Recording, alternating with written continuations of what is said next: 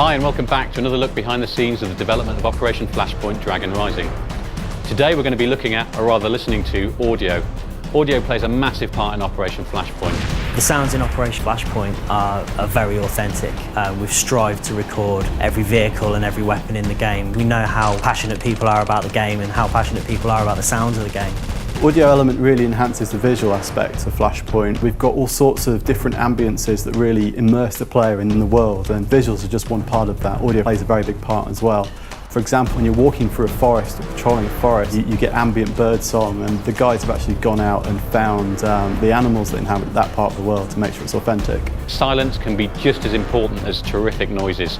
As you're moving through forests, you hear the audio, you hear the crack of twigs, etc. But as well as that, some of the vehicles that we have, you can even identify what they are just from the sound that they're making.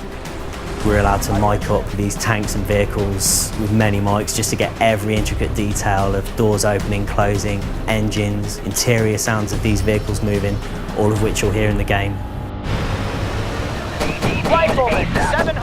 We use audio as a tool in Flashpoint. It lets you know that you're under fire. It lets you know where the fire's coming from. Audio plays a vital role within every mission in Operation Flashpoint. It's really important to dictate the mood of what's going on, whether you're hearing very long distance gunfire and combat to know where particularly large engagements happening, or whether you're using it to cue in where the enemy are located for spec ops missions. Artillery is one area where the audio really helps the visual aspect of the game. When artillery shells land across the valley, you actually get the sound delay. So you'll see the flash, you'll see the explosion, and then we model the speed of sound, so the actual shockwave and shake as the bass kind of hits you from the explosion.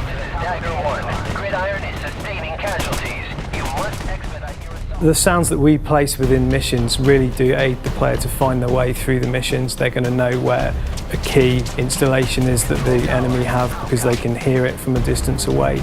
They're going to know where quiet areas are away from forces because they can hear crickets chirping. In Flashpoint we use audio to really enhance the immersion the player gets from being in certain situations. So when they enter a building, gunshots feel louder, explosions sound more muffled if they're happening outside.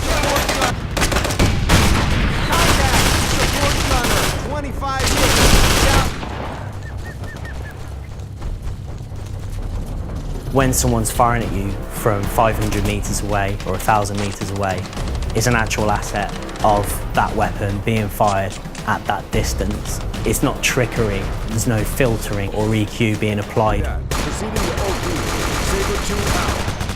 We went to the Marines Production Assistance Office specifically to make sure that what we had matched Marine procedures and Marine conduct, so that we had a very genuine feel of how Marines actually talk. We have different stress states for your squad speech. So, for example, if you're under fire, your squad will use a loud, clear voice to project their orders. If you're in the stealth mode, your guys will be whispering, and it'll be a forced whisper.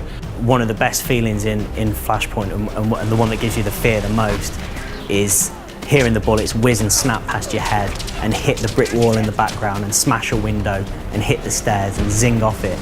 These things really make you panic, and it was one of the most important things to get into Flashpoint. And we think that when you start coming under fire and the PLAs start really suppressing you, you're not going to want to put your head up over those sandbags because one of those bullets could tag you and that'll be it.